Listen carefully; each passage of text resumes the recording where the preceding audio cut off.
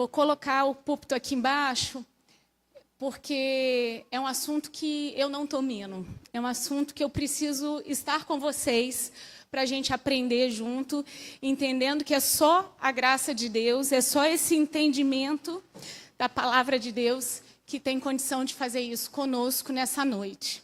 Eu não venho sozinha e eu venho com a turma que mais me conhece. Então, falar sobre esse tema é difícil porque eu estou com meu esposo, o Helder está aqui. Eu estou com o Bernardo e a Giovana. São aqueles que mais têm me colocado de joelhos para a gente aprender um pouco sobre isso. E estou com os meus pais também, o Wilson e a Gilca, que ainda hoje eu tenho certeza que se colocam de joelhos por nós. Então, é um prazer, é uma alegria a gente estar junto aqui. Os irmãos na última fileira estão vendo? Tá tudo ok? Então, tá ótimo. Irmãos, eu comecei falando da gente estar aqui embaixo, porque realmente é um dos assuntos mais difíceis para eu falar. Eu tenho o Bernardo com 11 anos, a Giovana com 9, e a gente é de uma geração que as coisas foram acontecendo e quando vem o impacto da maternidade, da paternidade, várias coisas assim mudam na nossa cabeça e começam a fazer sentido aqueles valores que foram passados pelos nossos pais. Então, é uma alegria muito grande. Obrigada. É uma alegria enorme a gente estar aqui, compartilhando, falando um pouquinho daquilo que a gente tem ido para a cruz de Cristo e aprendido com Ele, que é o nosso Pai bom, carinhoso. É muito bom também a gente estar aqui se sentindo em casa. Eu tenho tantos amigos aqui, alguns amigos que já congregaram conosco, outros que estão em outras igrejas. É um prazer a gente estar junto aqui. E eles também sabem das nossas lutas na criação dos nossos filhos e no objetivo de transmitir valores. Nisso, eu queria que nós orássemos. A gente vai pedir a graça de Deus, a direção dele mais uma vez. Senhor, nós estamos aqui, rendidos e prostrados ao Senhor, pedindo a graça do Senhor, o entendimento. O Senhor tem total interesse que nós nos submetamos à Tua palavra, Senhor. Faz isso agora. Senhor, o nosso intuito ao preparar esse material não foram os achismos e os nossos pensamentos, mas foi a nossa alma, a nossa vida, clamando por rendição e submissão à Tua palavra. Faz isso conosco, Senhor. É no nome de Cristo que nós oramos. Amém. E aí tem um subtítulo, Transmitindo valores bíblicos à nossa geração, à nova geração. Como fazer isso nos nossos filhos numa geração tão tecnológica e fluida? E como fazer isso, as verdades e os valores sólidos desse evangelho? Aqui a gente tem uma contradição, algo líquido para algo sólido. Como acertar esse alvo? Como não errar no meio do caminho? E aí eu trouxe, porque não é nada meu, é tudo que a gente tem investido para aprender. E aí, se você tem filhos, se você tem neto e há interesse em literatura, essas são uma das que Deus tem dado o privilégio da gente aprender, repensar. O Guarde-os do Mal é um livretinho pequenininho. A gente trouxe uma quantidade grande desses livros, para que, se alguém quiser dar uma folheada, é um livretinho pequenininho, importantíssimo sobre criação de filhos. Esse segundo, Você Educa de Acordo com o que Você Adora, é um dos livros que eu li por conta da maternidade. Eu sou médica, eu sou uma cirurgiã vascular, mas por conta da criação do Bernardo e da Giovana, a gente partiu um pouquinho para a cosmovisão cristã e educação. Então, a gente fez uma pós sobre isso, e a gente tem se dobrado para entender esse tempo e como criar os nossos filhos nesse tempo. Então, esse livreto do Felipe Fontes Educação tem tudo a ver com religião. né? O terceiro é da Elizabeth Elliot, Como os Meus Pais Nutriram a Nossa Fé. Livro muito bom. Aliás, Elizabeth Elliot é uma história de missionário junto com Jim Elliot. Talvez ela seja uma das autoras que eu mais goste de ler. Vale muito a pena ler. Esse Prepare Seus Filhos para os Perigos do Mundo é um lançamento da Fiel, é um livro de umas 150 páginas, mas muito didático, muito prático, fala de tela, fala de criança dormir na casa dos outros, e tudo com muito embasamento bíblico. Pais Corajosos é do John MacArthur, também um livro muito bom, né? Como enfrentar com ousadia e intrepidez. Tete Tripp com Pastoreando o Coração das Crianças, e o Não Me Faça Contar Até 3 é a forma prática. Criancinha aqui, ó, é a fase, é um tempo excelente. Quando vai para o 9, 10 anos, você tem o Educando o Coração da Criança também, do Tete Tripp. A gente tem a da Elise Fitzpatrick, Pais Fracos, Deus Forte. É a mesma autora de Ídolos do Coração. Fantástico, escreve muito bem. E o Douglas Wilson falando sobre futuros homens. A gente entende que a masculinidade dos nossos filhos tem sido extremamente atacada, né? Se você tem um filho homem, se você é um pai preocupado com isso, é um excelente livro para ler. Ele fala de correção, ele fala de práticas muito assim atuais sobre o que fazer. Mas se o seu computador tem um filtro para que abaixo de 18 anos não possa acessar, esse livro é proibido. Eu quero só tocar nesse assunto porque a gente vê nudez na televisão, a gente vê tantas coisas. Agora, um livro bíblico está sendo proibido na internet para abaixo de 18 anos. Tá? Então, quando eu cliquei para pegá-lo, que eu queria colocar, ele é proibido. Então, assim, esse é o pool do que a gente tem lido um pouco, do que a gente tem aprendido. Mas eu queria deixar uma frase muito clássica do Príncipe dos Pregadores. Charles Spurgeon, ele fala assim: visite muitos bons livros, mas viva na Bíblia. A gente tem o filé mignon, a gente tem a palavra de Deus.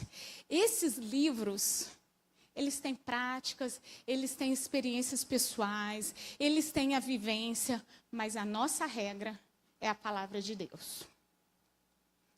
Futebol, não sei se os irmãos conhecem, é um pregador americano. Ele e a sua esposa têm 9 filhos, alguns adotivos, e eles foram missionários na Zâmbia. E aí hoje ele já está nos Estados Unidos e ele fala assim: se os pais têm criado os seus filhos para serem médicos, advogados, engenheiros, mecânicos, cozinheiras, manicures, e não têm os criado para honrar e obedecer a Deus, eles fracassaram. Esse mesmo pregador, ele fala assim: eu acho estranho porque a gente manda os nossos filhos para César e quando eles voltam romanos, a gente se assusta. O que nós estamos fazendo com os nossos filhos? Que geração é essa dos nossos filhos? E aí eu queria ler um pouquinho sobre ela. Os nossos filhos, provavelmente a grande maioria dos que estão preocupados ainda em colocar as sementes na terra, apesar que eu entendo que a paternidade e a maternidade, a gente sempre está colocando sementes. Mas chega uma hora que a colheita é maior do que o plantio, a gente começa a colher. Em nome de Jesus vai ser assim, porque por enquanto eu estou no plantio, né? A gente começa a ver. Mas a gente entende que essa geração fluida, porque para a gente poder falar o que fazer, a gente precisa entender que geração é essa.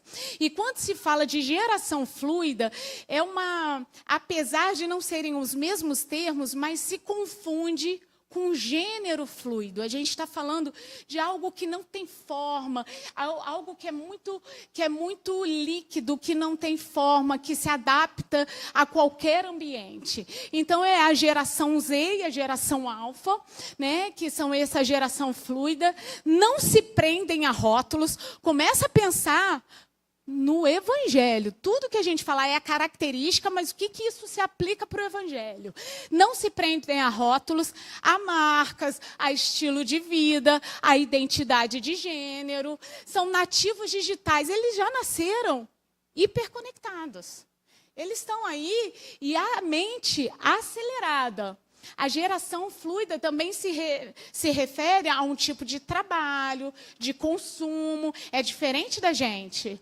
É diferente de alguém que gostaria de fazer uma carreira numa empresa. Não é o pensamento deles. E talvez não seja uma vida fixa numa igreja, essa sensação de que eu estou plantado em algum lugar.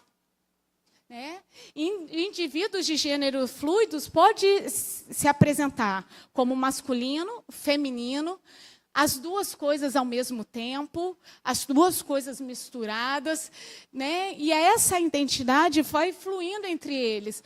Valorizam a independência, a autogestão e sempre buscam algo que se encaixa aos seus objetivos. Né? Buscam empresas e marcas que compartilhem os seus valores.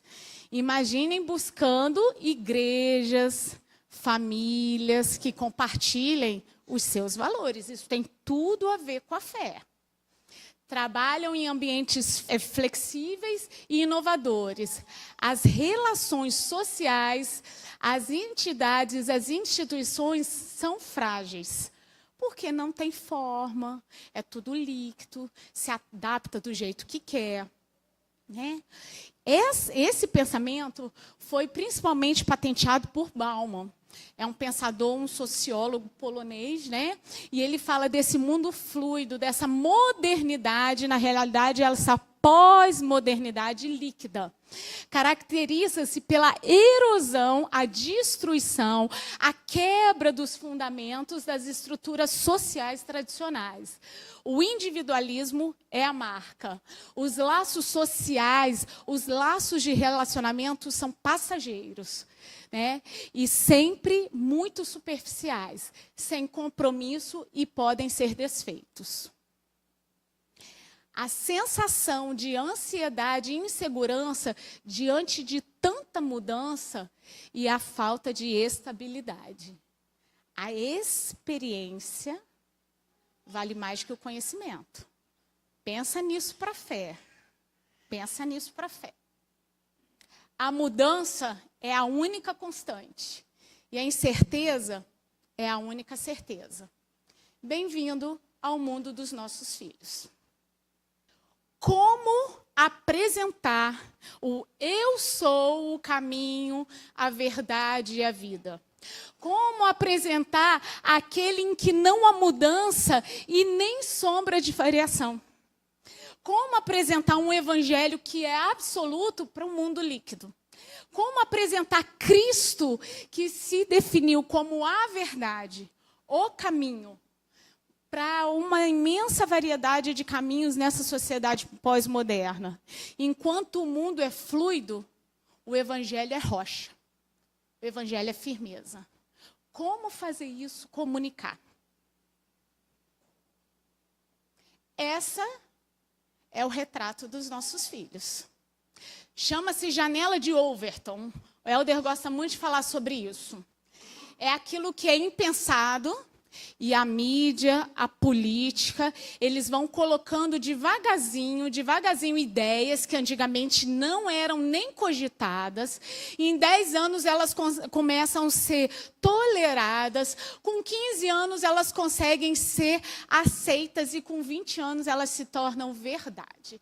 Essa é a geração dos nossos filhos, em que um filhote de siriema tem mais valor que um neném na barriga. Em que alguns tipos de planta não podem ser arrancados, mas que crianças dentro da barriga podem ser abortadas. Em que grita-se por igualdade, liberdade e fraternidade, menos para o neném na barriga da mãe. Aonde os casamentos acontecem e o adultério, esses relacionamentos efêmeros, dão uma instabilidade familiar para essas crianças. Onde o celular manda mais do que qualquer um dentro de casa. Aonde um bebê reborn daqui a pouco tem mais direitos que o neném de barriga. Eu quero apresentar que não é só o meu e o seu filho. São todos assim. É a geração de meninos, de meninas que estão chegando para nós cuidarmos. Essa é a geração. Sem masculinidade, sem virilidade, sem força, sem autoridade, sem testosterona. Esse é o homem do século XXI. O sonho de toda mulher empoderada. Quando a gente fala de pedofilia e pornografia, 85% dos meninos entre 8 e 11 anos já viram pornografia. A pergunta não é se eles vão ver, a pergunta é quando eles vão ver. De 11 a 13 anos, 45% acessaram, eles procuraram material pornográfico dentro da internet. Num grupo de Haggai, a alta liderança, são líderes evangélicos, gente estudada, houve uma pesquisa em 2023, uma pesquisa anônima. 40% desses líderes estão envolvidos com pornografia. Estudiosos falam, nesse livro, Proteja os seus filhos dos perigos no mundo, ele fala que em torno de 500 mil predadores digitais estão esperando seu filho de 12 a 15 anos acessar a internet, todos os dias.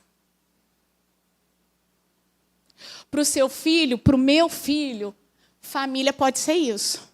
2 homens, 2 mulheres e um neném no meio disso. Choca. Mas é isso que o seu filho e o meu filho recebem todos os dias na escola. Em todos os lugares que eles vão.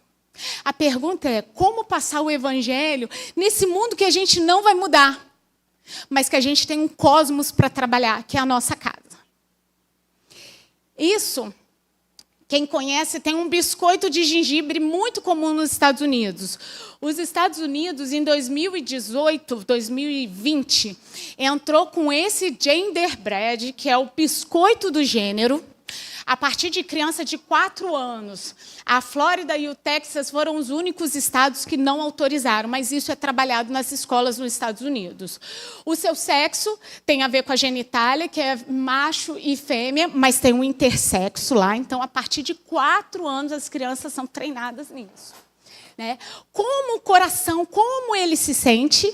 Então, você vai trabalhar o sexo biológico, que hoje pouco importa. Como ele se sente, como ele se reconhece e como ele se apresenta. E aí os irmãos podem me falar assim, Gisele, para de ser conservadora. Mas pai e mãe precisam ensinar para filho e para filha que até esteticamente homem e mulher são diferentes. A forma de sentar, a forma de vestir, a forma de lidar. Isso faz parte também, porque se a gente não ensinar, os outros estão falando que você pode se apresentar, se expressar de qualquer jeito. Você pode se sentir de qualquer jeito. Você pode se identificar de qualquer jeito. Nós fizemos a assinatura do Éden. Eu não sei se os irmãos conhecem. A Éden Publicações, ela agora tem um aplicativo na internet. E aí ela tem uma série, como é que chama, Bernardo? Descompromissados. E fala demais sobre a adolescência e a juventude. Irmãos, só de gente crente, só de gente criada na igreja. Eu vou trocar o termo, tá? Porque a gente vai ver um pouquinho que isso é diferente. E a pergunta era assim, você acredita, para vários adolescentes e vários jovens, você acredita que Deus é o único Salvador? Eu acredito. Você acredita que a sua fé é a verdadeira? Eu acredito. Então, se algum amigo seu não professa a mesma fé e ele não entende Jesus como Salvador, você tem tranquilidade, triste, mas você consegue entender que ele vai para o inferno? Ah, não. Aí é demais.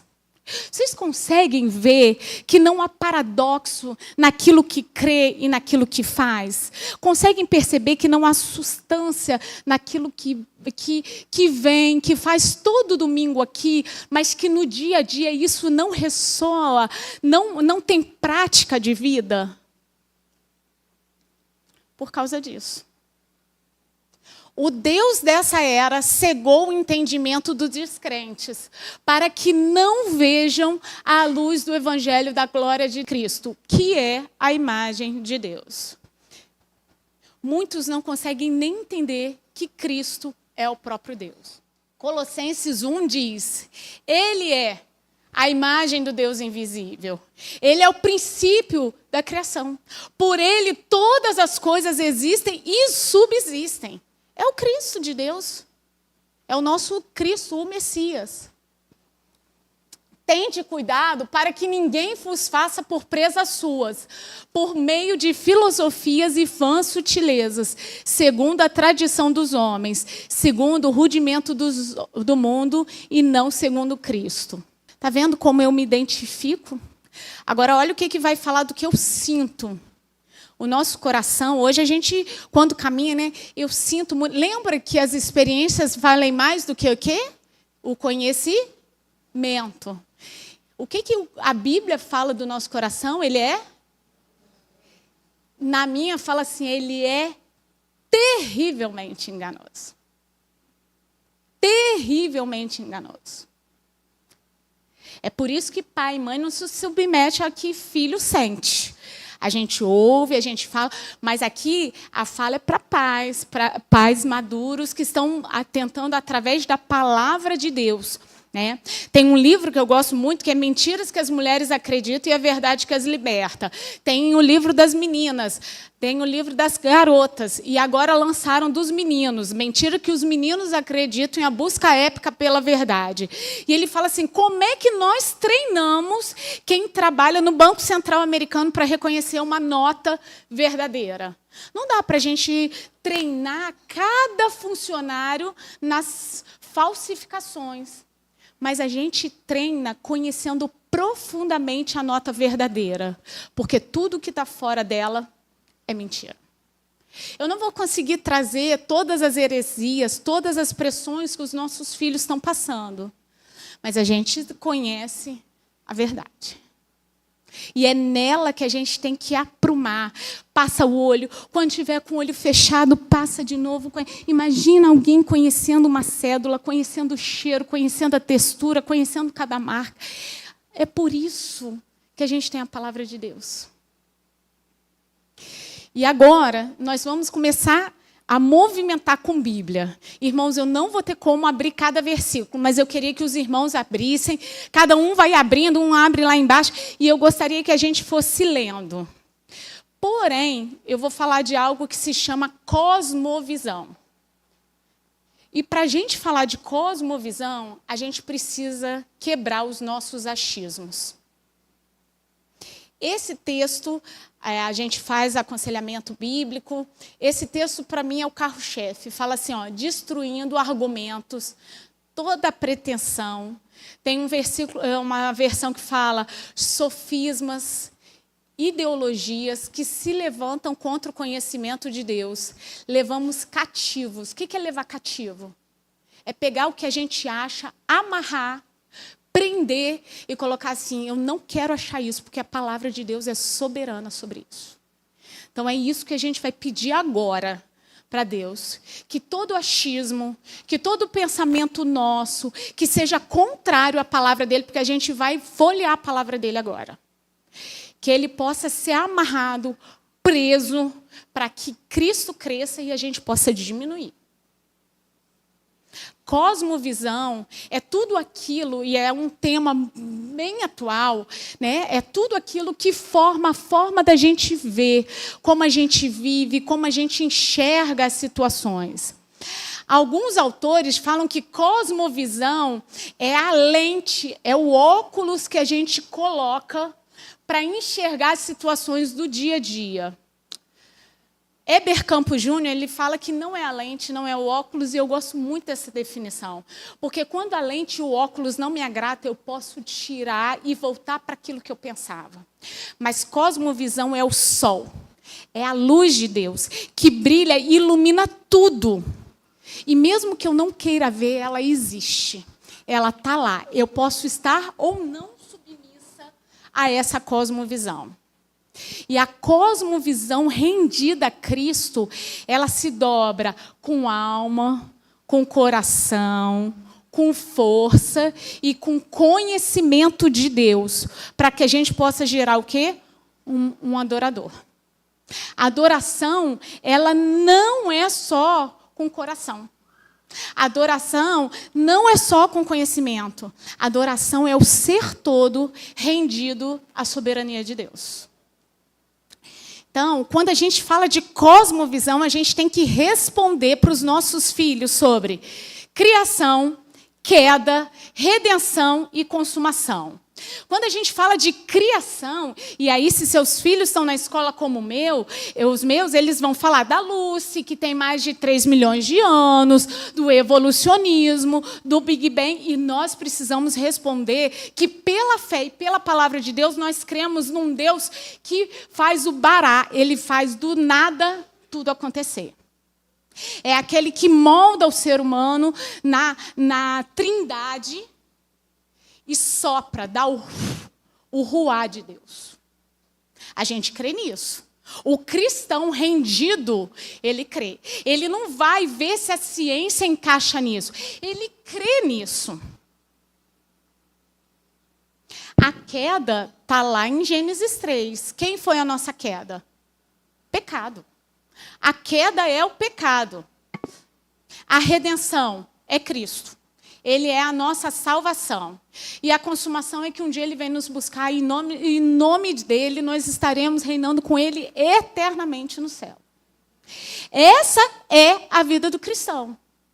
Ele entende que ele foi criado para um propósito, que o pecado deu um tropeço, mas o próprio Deus, lá na eternidade, manda a redenção e nos leva para a consumação. O problema é que hoje a gente vive uma mistureba de cosmovisão. E, olha, não tem cosmovisão neutra, porque cosmovisão é coração e mente rendidos a alguma coisa. Ou a gente é rendido a Deus, ou a gente é rendido, a gente é dobrado a qualquer outra coisa, que é anti-Deus. Então, a gente vai passar por algumas cosmovisões anticristãs. A gente vai falar de Platão, cosmovisão platônica. Primeiro que não há um criador. É um mestre que organiza o caos. Ele só dá ordem para organizar. Irmão, só queria voltar uma coisa. Na cosmovisão cristã parece muito simples, tá? Mas não é. O pastor falou que vocês fizeram um panorama bíblico de Gênesis. Estudem Gênesis.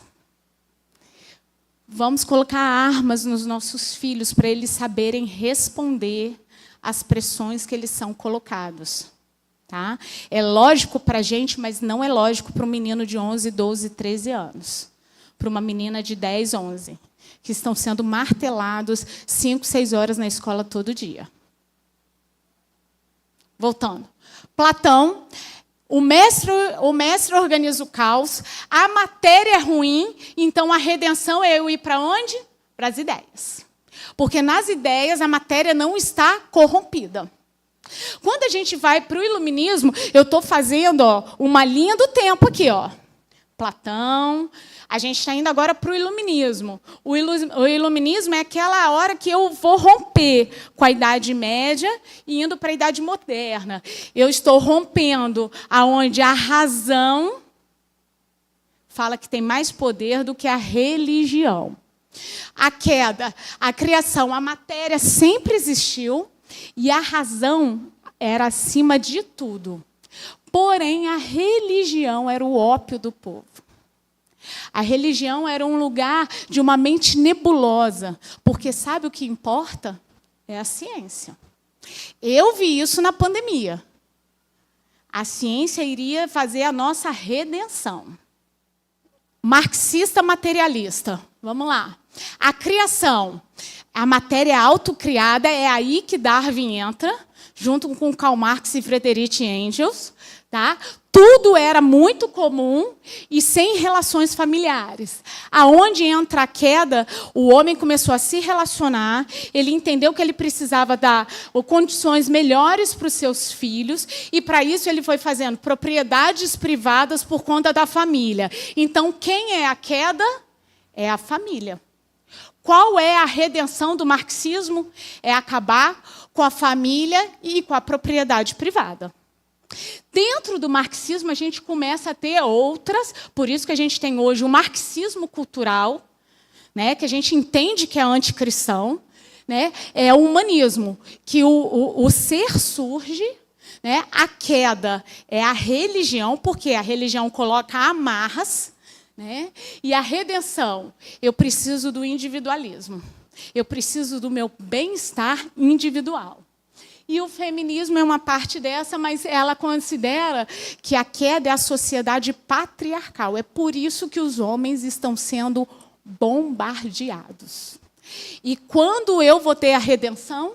Quando eu tiver a autonomia das mulheres de todas as amarras e papéis pré-definidos. Cosmovisão nunca é neutra. Ou ela é rendida a Cristo, ou ela é contra a palavra de Deus. E aí? Numa família cristã, Deus precisa ser o centro de tudo aquilo que a gente faz. Dos investimentos que a gente tem, dos programas que a gente faz, da educação dos nossos filhos, dos movimentos que a gente tem, da comunidade de fé que a gente frequenta. Se não for Deus, vai ser outra coisa. Calvino diz que o nosso coração é uma fábrica de ídolos. A gente sempre vai colocar alguma coisa ali. Ou a gente amarra os nossos pensamentos e leva cativo a Cristo, ou qualquer outra coisa vai nos levar de Cristo.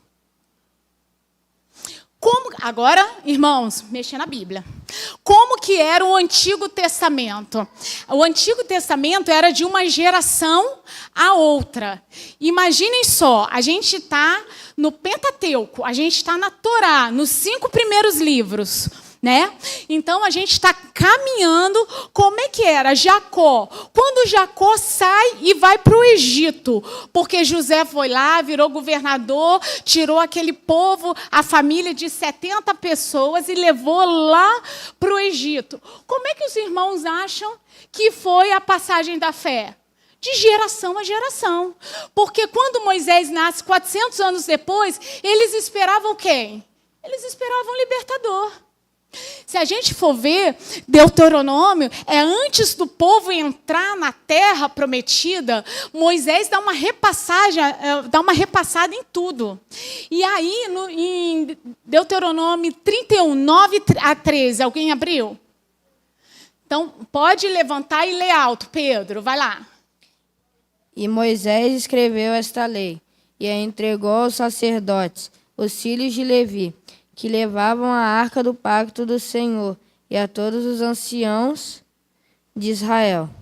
E Moisés lhes ordenou, dizendo, ao fim de cada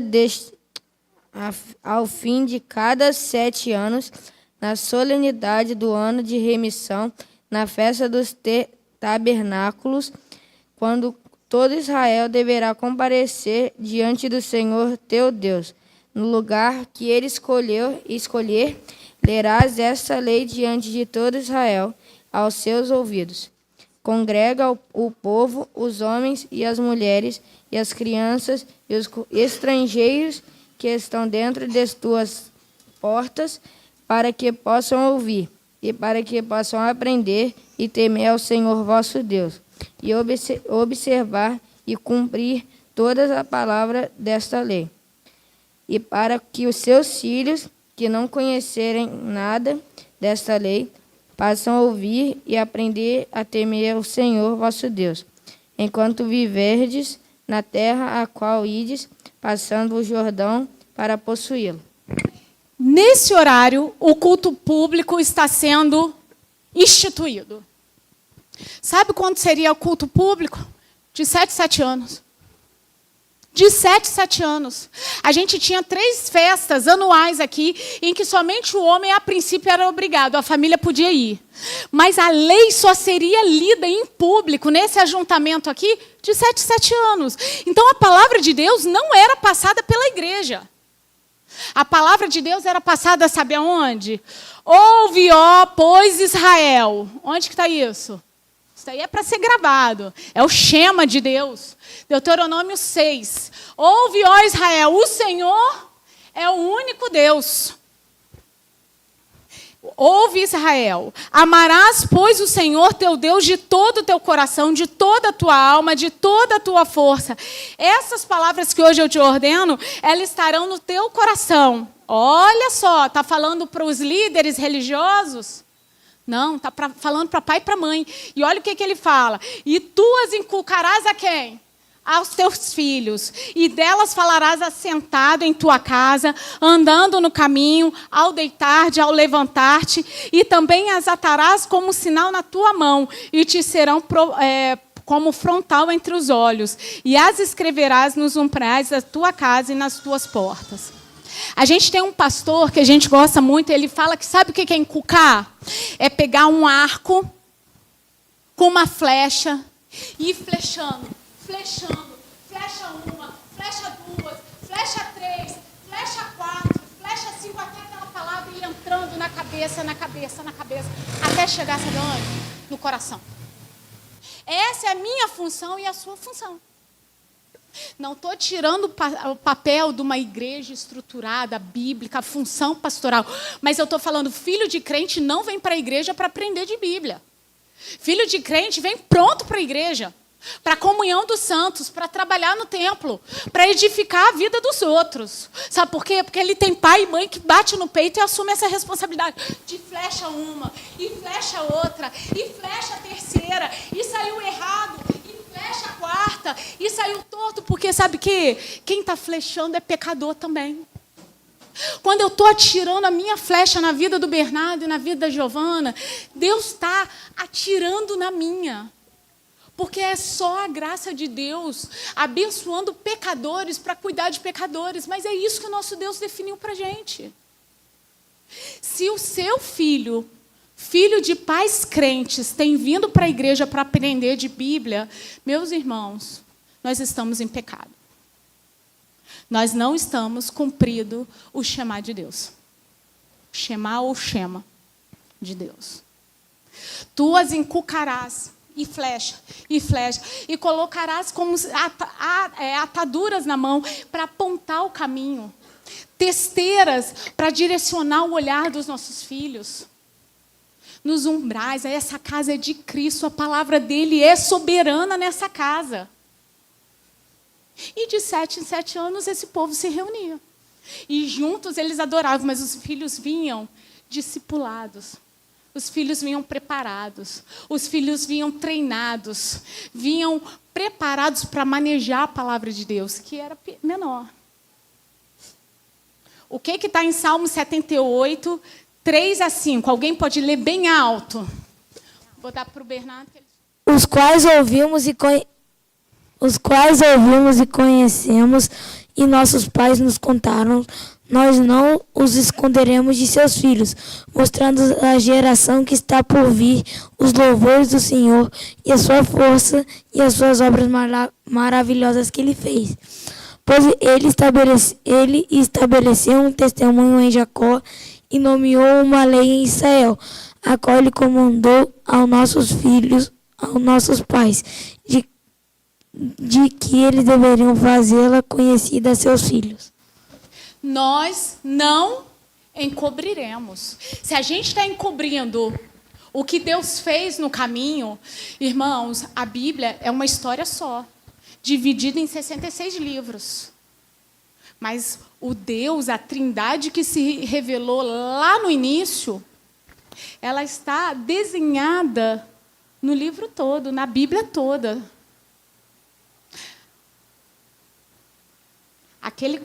Aquele sacrifício que Deus pede para Abraão sobre Isaac, não é sobre Abraão e Isaac. Ele está apontando para quem? Para Cristo. Ele é o nosso Cordeiro perfeito. Aquele sangue que está na verga da porta, que a gente acha que é sobre Páscoa, sobre o anjo passar por cima da morte, aponta para Cristo. José, aquele que é vendido pelos irmãos, aquele que é levado para uma terra estranha e faz o povo próspero, é sobre Cristo. Os juízes, aquele povo que quando tinha alguém gritando sobre Deus, mas que se desviava do mal e que Deus precisava levantar alguém para trazer, é sobre Deus, é sobre Cristo. Esther, uma menina judia, no meio da Pérsia, em que Deus, né, levanta, e a fala de Mardoqueu é: eu não sei a sua postura, mas eu sei que Deus vai livrar o povo dele. É sobre Deus. Ruth, uma moabita que se compadece da sogra e sai lá daquele lugar de Moabe com dor e vai e ela encontra um remidor perfeito. Boaz, que paga o preço da remissão dela. Não é sobre Ruth, é sobre Cristo fazendo isso por nós. Cada livro precisa revelar a bondade de Deus. Se a gente lê a Bíblia e não tira Jesus em cada página, a ação de Cristo, a cosmovisão de criação, de queda, de redenção e consumação, a gente está lendo a Bíblia errada. A nossa cosmovisão não está ajustada para contar para as próximas gerações, porque não faz sentido para a gente. Quanto pai, quanto mãe é analfabeto de Bíblia e velho de igreja. A gente sabe os melhores restaurantes, a gente sabe aonde viajar, a gente sabe qual o melhor carro, a gente sabe de inglês, de matemática, a gente sabe de português, a gente dá aula, a gente sabe fazer caldo na cozinha, a gente sabe fazer movimento, mas a gente não sabe de Bíblia. Salmo 145, 4. Minha nova tá afiada, vocês estão sentindo, né? Ó, vai, Gigi, ler alto e devagar, pode ler. Ó Deus, cada geração anunciará as seguintes coisas que tens feito, e todos os louvarão os teus atos poderosos. Seus atos poderosos, cada geração. Tem um lexicon, que alguém que trabalha com a língua inglesa chama Noah Webster. Se vocês tiverem acesso, é um dicionário que está em inglês. Mas ele é um homem cristão. E ele coloca que educação é o conjunto de disciplinas e instruções que visam iluminar a mente, corrigir o temperamento, formar maneiras e hábitos na criança e nos jovens para torná-los o quê? Bem-sucedidos? Úteis para essa geração. O que nós temos feito com os nossos filhos? E aí eu lembro de Timóteo. Olha Paulo, um bom pai, escrevendo para um menino que o seu pai não era cristão, provavelmente um gentio, né? A gente sabe que ele era, né, gentio, mas ele fala com carinho. Olha só o que a gente falando de educação, o que é educação, e olha o que Paulo vai falar sobre a Bíblia. Toda a escritura divinamente inspirada, ela é profeitosa para quê? Para ensinar, para repreender, para corrigir e para instruir. Se a educação é para montar a mente, trabalhar comportamento, temperamento, quem é o maior manual para isso? A Bíblia. A Bíblia. Para que a gente faça esse homem ser o quê? Perfeitamente instruído para toda boa obra. E depois a gente vai pegar qual é a boa obra? Ser parecido com Jesus. Ser parecido com Jesus. Porque se pai e mãe, lembra de Vult Balsham, se pai e mãe está treinando para ser bom médico, ser bom engenheiro, e está perdendo o filho, não está preparando para a boa obra. Educação cristã. Educar criança e jovem como um ser completo, tendo a mente em mente que ele é um pecador, mas que nós temos quem? A graça. A graça, porque eu preciso dessa graça todos os dias e os meus filhos também. É por isso que é um trabalho que ninguém vê. Não tem púlpito, não tem holofote, não tem aplauso muitas das vezes. Eu vejo meus pais aqui, eu não falei obrigado pelo trabalho deles. Muito pelo contrário. Um coração duro, várias vezes. Rebelde. Teimoso no pecado, como filha. Porém, aquele que nos convidou para essa obra, ele veio. Ele é o Elroy.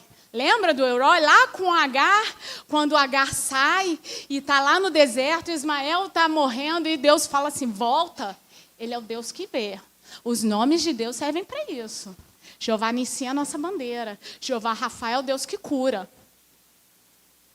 E ele é o Deus Elroy. Ele vê. Ele vê aquele trabalho silencioso, aquele trabalho constante, aquele trabalho trôpego, mas ele vê. O que a gente vê aqui, ó? Jó 1 e Jó 5. Eu não vou ler todos, mas fala que Jó era um homem o quê? Justo, íntegro, e se desviava do mal. E o versículo 5 vai falar que ele fazia, sabe o quê? Ele sabia que os filhos estavam fazendo algumas festas. Parece naquele texto, até o Helder gosta de falar, parece que os filhos se davam bem, porque eles convidavam as irmãs. Mas Jó ia de madrugada oferecer sacrifício para Deus, falando assim, pode ser que os meus filhos tenham pecado. Pode ser. Gênesis 6, de 8 a 9, é outro personagem fantástico. É quem? Noé. Que era também o quê? Um homem justo e bom. Um homem justo e bom. Por que eu estou focando no Antigo Testamento? Aqui não tinha palavra. Aqui as gerações eram longas, né? O Helder é da parte de matemática, igual meu pai, o Bernardo deve ir para alguma coisa assim, eles gostam, o Helder gosta de genealogia. Só conheço 2 pessoas que gostam de genealogia, meu marido e meu sogro. Mas o que o Helder gosta de mostrar nessa genealogia de Adão a Noé? São 9 gerações, tá? De Adão até Noé. É de Gênesis 2 até Gênesis 6. Matusalém, o avô de Noé, viveu com Adão. Matusalém, o avô de Noé, foi contemporâneo de Adão. Parece doido isso, mas é por isso que talvez Deus tenha permitido uma idade longa. Olha como o nosso Deus é soberano. Agora, a gente não conta isso para os nossos filhos. Sabe por quê? Porque a gente não sabe. Imagine estudar a genealogia trazendo isso. E aí, a Noé, que nunca tinha, né, visto, ouvido, mas assim, papai, Lameque, é verdade que havia um jardim? Pô, Noé, vai lá, conversa com seu avô. Seu avô conviveu com Adão, ele vai contar. Ele estava lá, eles pecaram. E aí, sabe o que aconteceu? Abel ofereceu um sacrifício melhor. Caim caiu o rosto. Matou o seu irmão. E para isso, para Deus restaurar uma geração que iria adorá-lo, ele mandou depois um filho, que é Sete. Nós somos filhos dele. Lameque morreu 5 anos antes do dilúvio. Matusalém provavelmente morreu no ano do dilúvio. Matusalém e Lameque ajudaram a construir a arca. Esses homens trabalharam 120 anos. Por um chamado de Deus, não havia chuva na terra, Deus mandava orvalho. Imagina você trabalhando 120 anos. E Noé levando quem? Sem, Cão e Jafé junto. Vamos lá.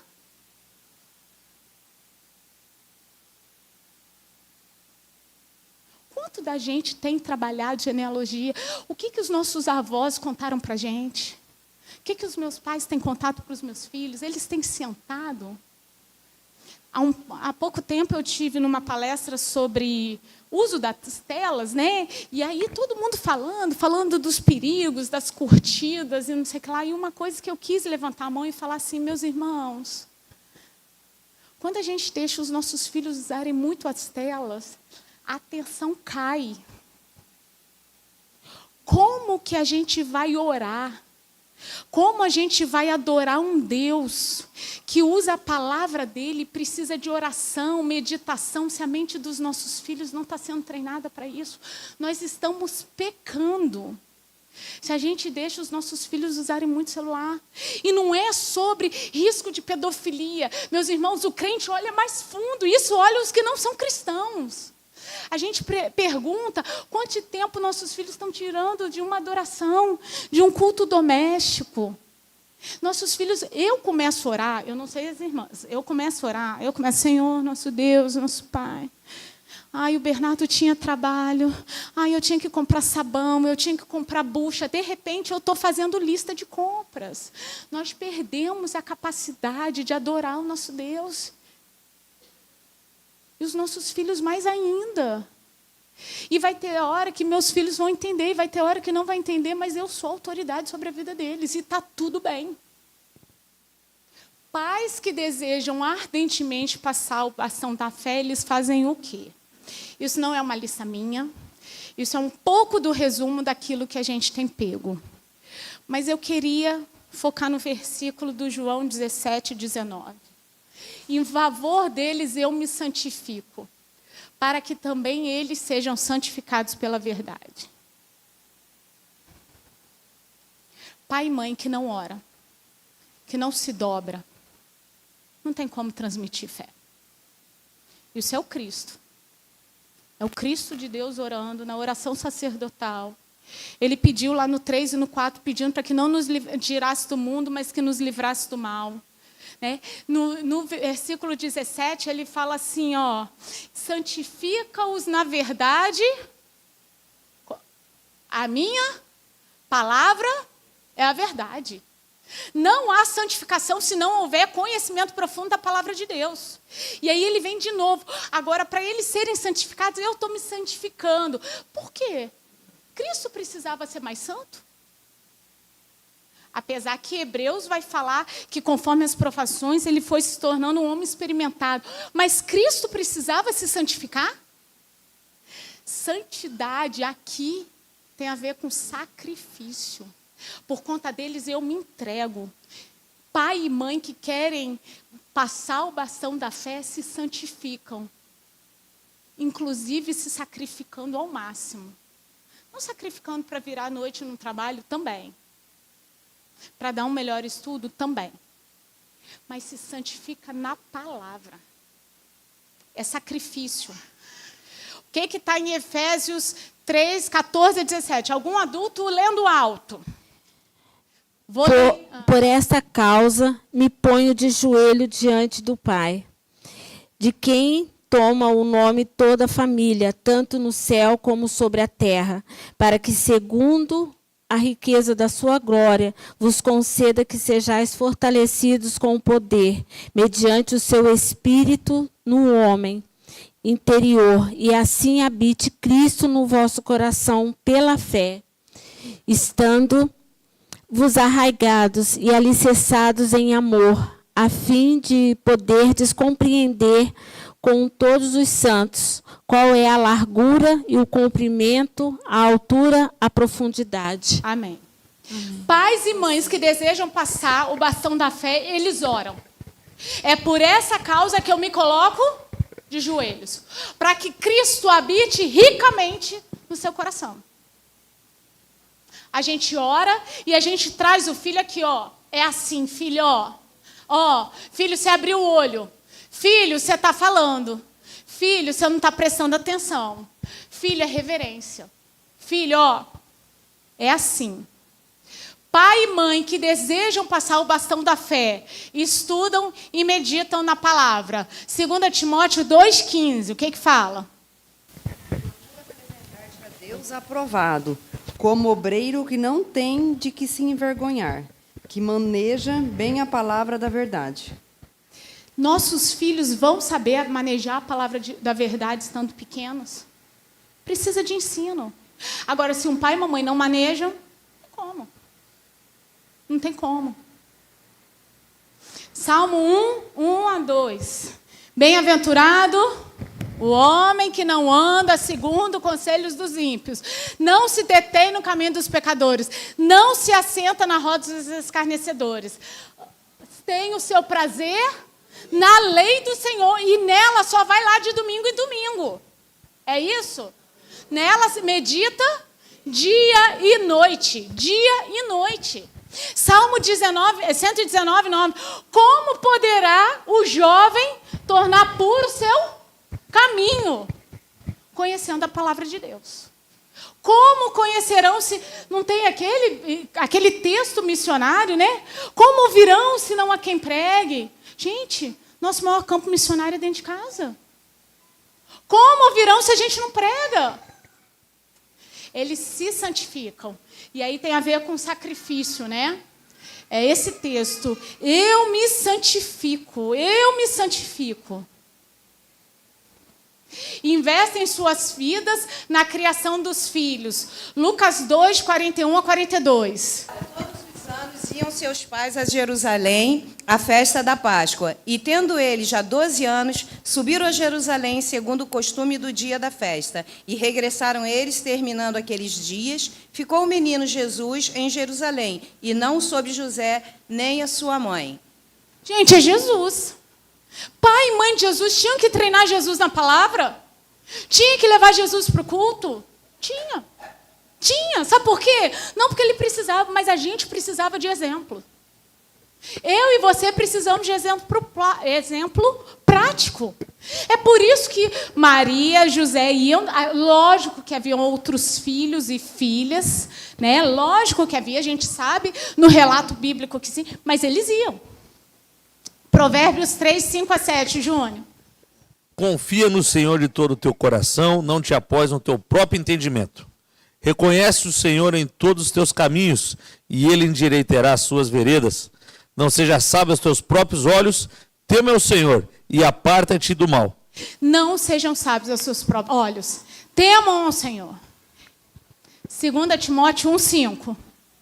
Lembro da sua fé, sem fingimento, a mesma que primeiramente habitou em sua avó Loide e em sua mãe Eunice. E estou certo de que habita também em você. A mesma fé que habitou em Loide e Eunice. E no original, lembro-me da sua fé desde pequeno. Sabe de onde o original está falando? Intraútero. Intraútero. A gente está cheio de texto bíblico. Se há algum cristão que bambeia sobre aborto, ele precisa rever a sua cosmovisão. Intraútero. Eu conheço a fé não fingida desde a sua meninice. Fala desde ele na barriga da sua mãe. Tratam o pecado dos seus filhos. Hoje a gente está num período de disciplina positiva, de não sei o que lá. Gente, pecado é pecado. A gente tem tido umas experiências em casa, né? E aí uma das coisas que a gente já fez no momento onde havia um azedume generalizado, eu não sei se na casa de vocês acontece isso, mas acontece. Gálatas 5, de 19 a 23, a gente não vai abrir. Mas vem todas as obras da carne e a gente precisa despir dessas obras. Mas para despir, a gente precisa ser revestido de obras novas. E aí é o fruto do Espírito. Nós temos orado dando nome aos nossos pecados.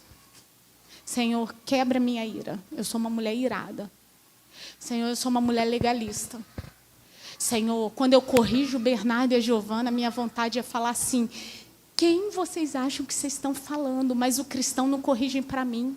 O cristão corrige, Bernardo e Giovana. Vocês mancharam a santidade de Deus. O pecado de vocês é maligníssimo para Deus. Aquele cravo de Jesus na cruz foi pelos seus pecados, mas foi pelo da mamãe também. Eu preciso ir para a cruz junto com vocês.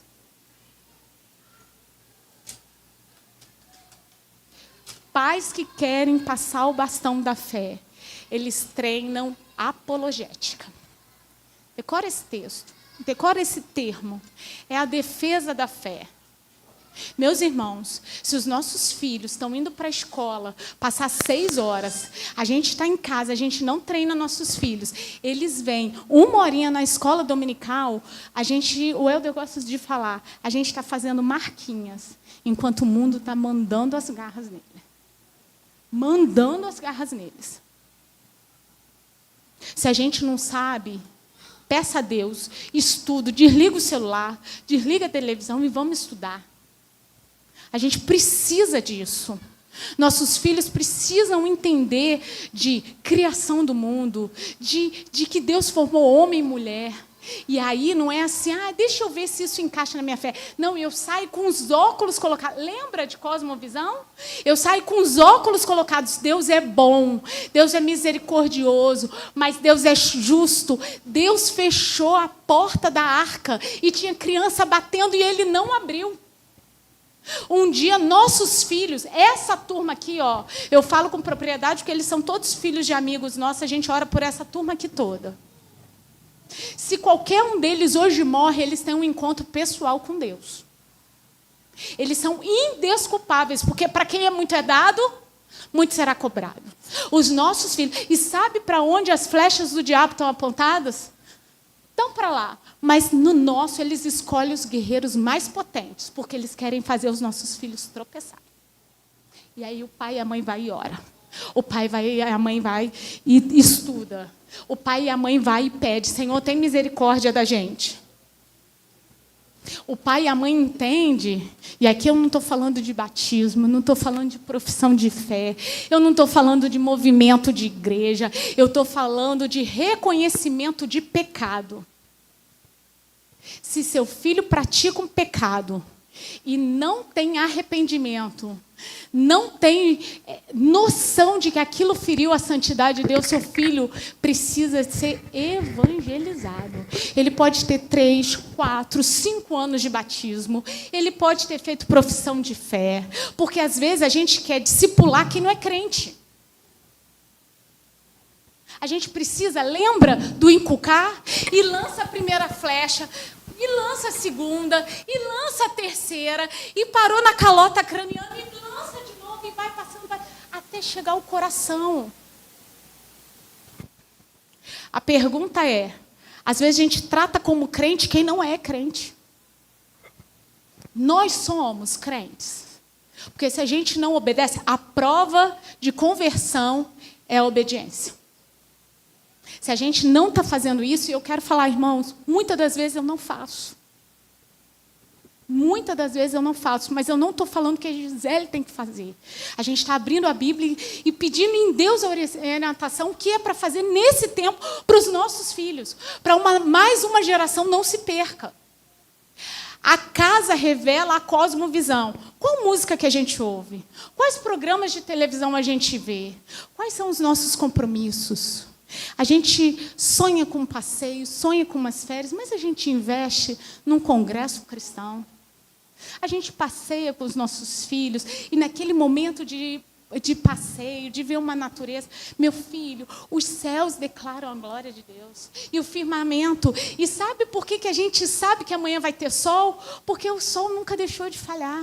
A lua, as estrelas declaram que amanhã vai ter sol. É a declaração da onisciência de Deus, a presença de Deus não falada. Salmo 19.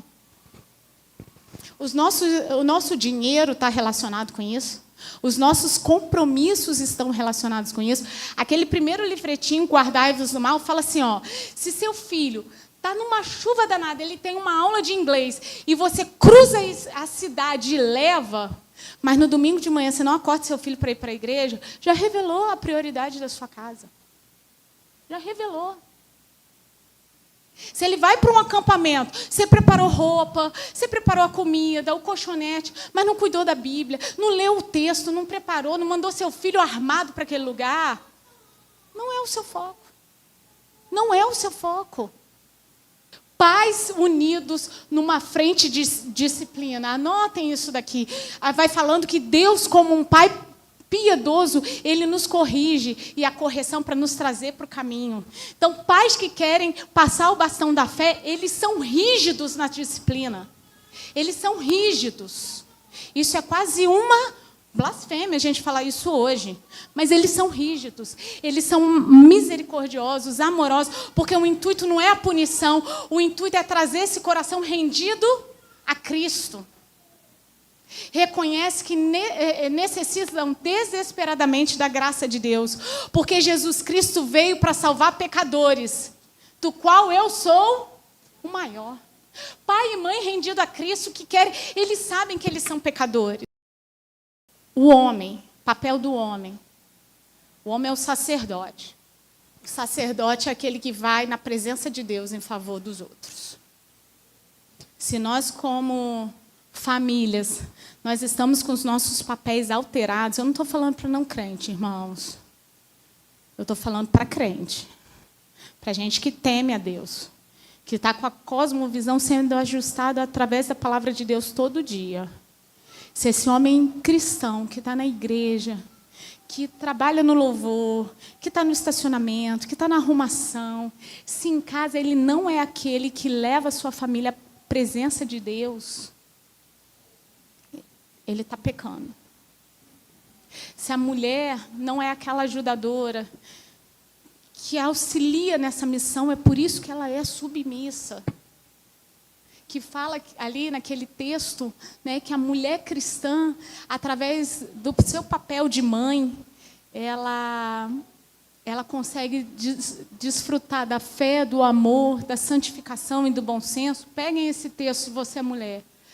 Vale muito a pena. Nós estamos pecando. Nós estamos pecando. E talvez a gente não fale que menino precisa ser menino e menina precisa ser menina, porque a gente não vive isso no nosso lar. A gente não tem autoridade para falar sobre isso. As decisões do lar são pautadas em valores eternos. Atos 5:29, os discípulos estão sendo interrogados, são ameaçados, e eles falam: mais importa obedecer a Deus que aos homens. Hebreus 11:23-25 fala que Joquebede e Anrão, não temendo a lei do Egito, do faraó, eles esconderam Moisés. E fala que Moisés foi um homem que não se dobrou a faraó, sabe por quê? Porque ele acompanhou a coragem do pai e da mãe. Pais corajosos, pais bíblicos, ensinam filhos a serem corajosos, serem intrépidos. As discussões na casa. Eu acho, você acha, eu acho, você acha, eu acho. Calma aí. A palavra de Deus tem algo para falar sobre isso? Qual é o nosso parâmetro? A gente vai naquilo que a gente acha ou o que a palavra de Deus tem para falar sobre isso? Né? Salmo 38:2 vem falar que Deus elevou a palavra dele acima do nome. Quando fala em Mateus 4:1-11, vem falar da tentação de Jesus. Quando fala em Êxodo 27, vem falar sobre não tomar o nome de Deus em vão. O que isso tem a ver com a Bíblia não tomar? Às vezes a gente fala muito o nome de Jesus e vive muito pouco. Os amigos sabem que esse é um texto que me incomoda muito. Se eu falo que eu sou cristão e não vivo como tal, eu estou usando o nome de Deus em vão. Jesus Cristo, o Verbo que se fez carne, aquele que é a própria palavra de Deus, quando ele foi vencer Satanás, ele podia falar assim: eu te digo, mas nas 3 tentações ele fala o quê? Está escrito. Está escrito. A palavra de Deus é soberana. Dízimos e ofertas são rotineiros. Todos trabalham. Criança trabalha, tá, gente? O meu pai trabalha até hoje. Por que eu não trabalharia? Trabalho é bênção. Como a gente encara o trabalho, o local que Deus nos deu para trabalhar, o dom que Ele nos deu, a gente considera como lugar de ganhar dinheiro ou como um ministério que Deus destinou para a gente e vai treinando os nossos filhos, que um dia Deus também vai dar um lugar para eles trabalharem, para eles frutificarem, para eles desenvolverem dons e serem missionários e impactar aquela região que eles estão. Pais que querem passar o bastão da fé. Eles cultuam juntos. Êxodo 10, 9, vem falar que quando Moisés pediu para Faraó para ir adorar, Faraó fala assim, deixa as suas mulheres e deixem os filhos, a gente vai adorar. E aí Moisés vira e fala assim, de jeito nenhum. Deus manda Moisés estender a mão e vir a praga do gafanhoto. Sabe por quê? Família não adora separado. Família adora junto. É nessa comunhão aqui, ó, que eu treino meu filho sobre frequência, sobre pontualidade. Se o papai e a mamãe chegam tarde no culto, ou saem sempre atabalhoado, não se prepararam, o culto não é uma prioridade nessa casa. A comunhão dos santos não é importante. Se essas crianças estão separadas e não veem esse pai e essa mãe, no momento de confissão, se dobrarem, eles estão vendo. Às vezes a gente está privando essas crianças do filé mignon. E às vezes a gente vem com uma linguagem tão infantil, quando o mundo está marretando conhecimento extra-bíblico neles. E a gente está dando leitinho. Porque eles ficam 1 hora na igreja e às vezes com uma linguagem super infantil. Reverência. E aí vão falar que eu sou legalista. Mas, meus irmãos, se a gente deixar, nossos filhos oram, Senhor nosso Deus, obrigado pelo pão, por tudo, perdoa e pronto. É treino. Referência no culto. Se eles estivessem na frente de um presidente, na frente do diretor da escola, eles estão na frente do Senhor dos Senhores, que está ouvindo. Tem forma de sentar. Tem forma de se comportar. Eu sei que eles são alegres, eu sei, mas é um treino. E sabe onde que a gente treina? No culto doméstico. Porque, filho, senta aqui, do lado do papai, aqui, ó, a gente vai ler de novo. Levantou, com 2, 3 anos, sentou. E crianças, no culto doméstico, elas são treinadas a cultuar em comunidade. É o sacrifício. O preço de uma salvação do lar é o sacrifício. É o sacrifício de Cristo. Mas é o sacrifício de pais e mães que dão a sua vida para isso. Pais cristãos exigem obediência. Em Efésios vem falar, né, sobre os filhos reconhecerem os pais. E aí no versículo 1 a 3 vem falar do pai e da mãe. Mas no versículo 4, no original, é para os homens. Pros homens. Em Efésios. Filhos, obedecei a vossos pais no Senhor, porque isso é justo. Pai e mãe. Honra teu pai e a tua mãe, que é o primeiro mandamento com promessa, para que te vá bem e sejas longa vida sobre a terra.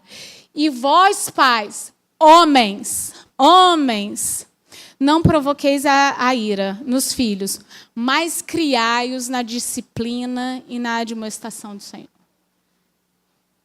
Para mim, esse é uma grande dificuldade. Eu crio para parecerem bons filhos.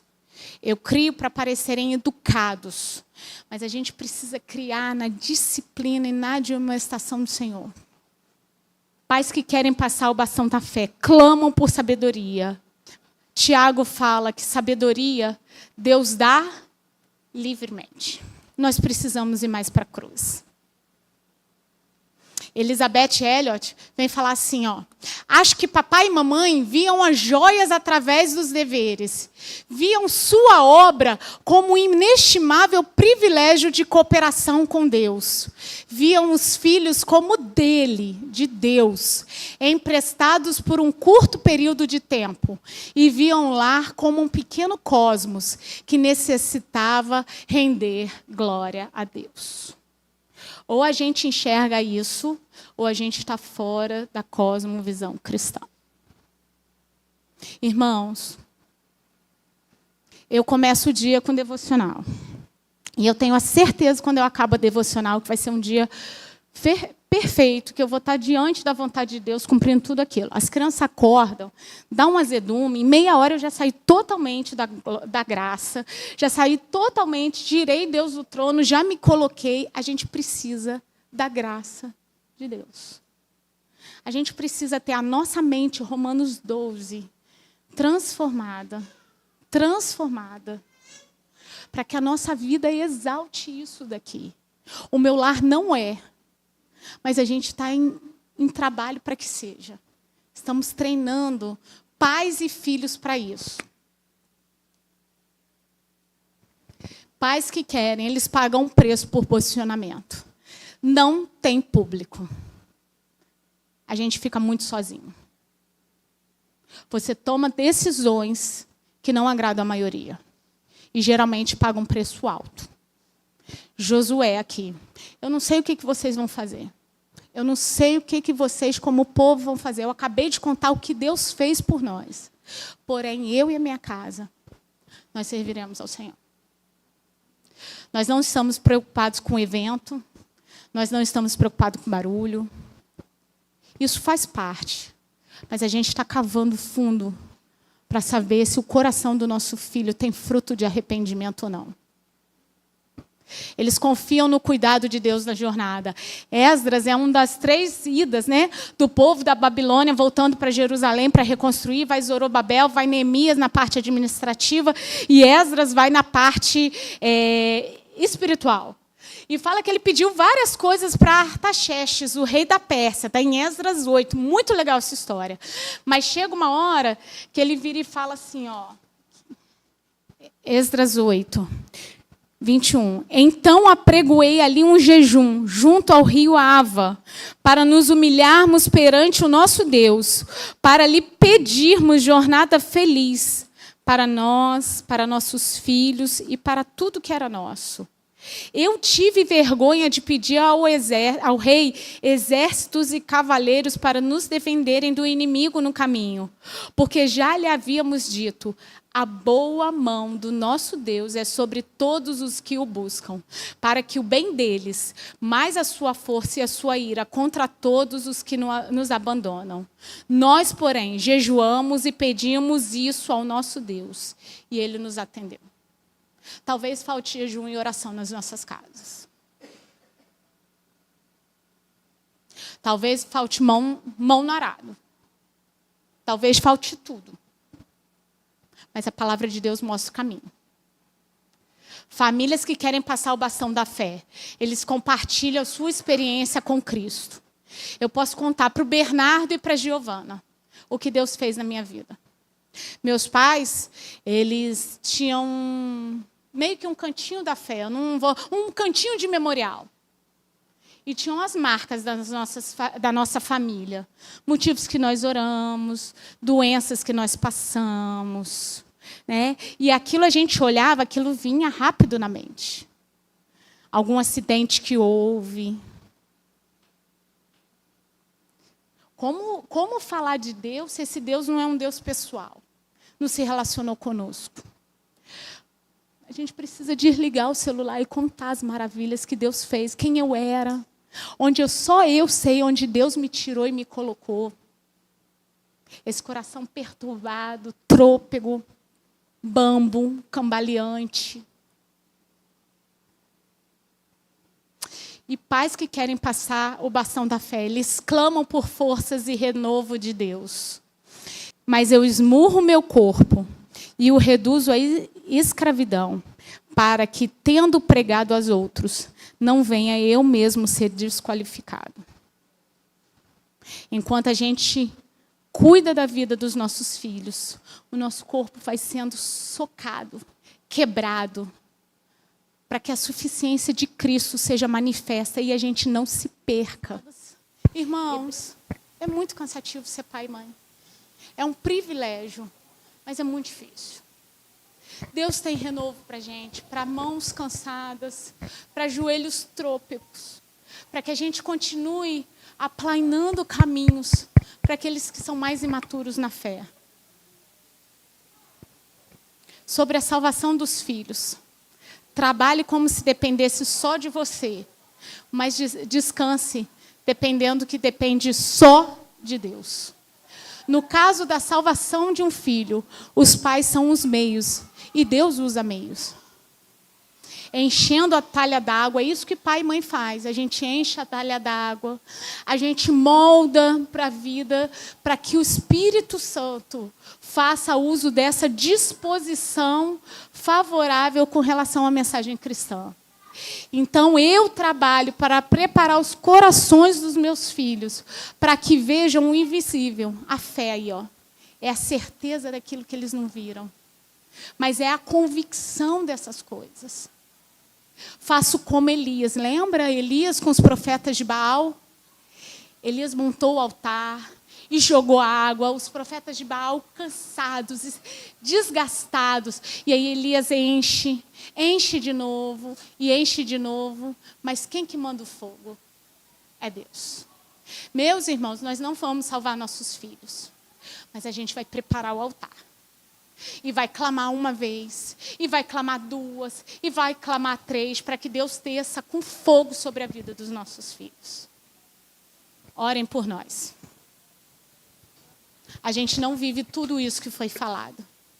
Mas a gente está extremamente quebrados e impactados a formarmos mais uma vez um grupo de famílias que entendem o que é passar o bastão da fé para a nova geração.